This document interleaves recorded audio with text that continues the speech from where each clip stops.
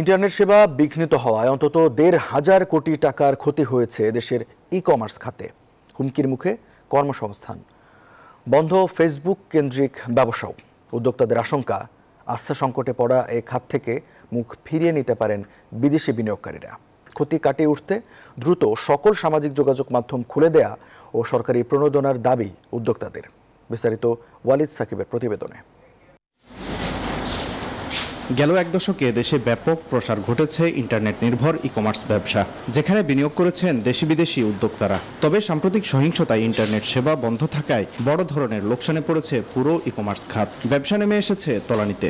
যখন ইন্টারনেটে ফুলি শাটডাউন হয়, আনরেস্ট সিচুয়েশন ছিল, সে সময় প্রথমেই যেটা হয়, আমাদের সিস্টেমটা কোল্যাপস করে, টোটালি ডিসকানেক্টেড হয়ে যায়। পুরো বাংলাদেশে আমাদের প্রায় 40-এরও বেশি ডিস্ট্রিবিউশন পয়েন্ট রয়েছে, যেটা আমাদের সেন্ট্রাল সিস্টেমের সাথে কানেক্টেড। তারা প্রথমেই ডিসকানেক্টেড হয়ে যায়। তারা অর্ডার প্লেস থেকে শুরু করে ইনভেন্টরি ইন আউট যে বিষয়গুলো রয়েছে, তারা সিস্টেম থেকে করে থাকে, যেটা তারা করতে পারছিল না।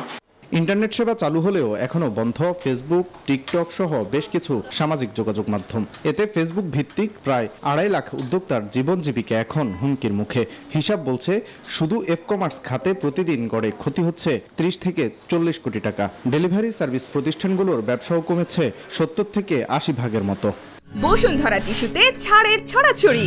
বসুন্ধরা টিস্যু নিয়ে এলো নিশ্চিত ছাড়।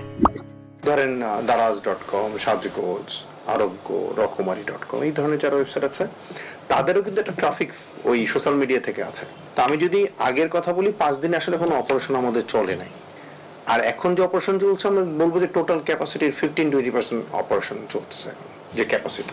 সব মিলিয়ে গেল কয়েকদিনে ই-কমার্স খাতের ক্ষতি অন্তত ১,৫০০ কোটি টাকা। উদ্যোক্তারা বলছেন, ইন্টারনেটের গতি স্বাভাবিক করে সামাজিক যোগাযোগ মাধ্যম দ্রুত খুলে না দিলে অনিশ্চিত হয়ে পড়বে ২০ লাখ মানুষের কর্মসংস্থান।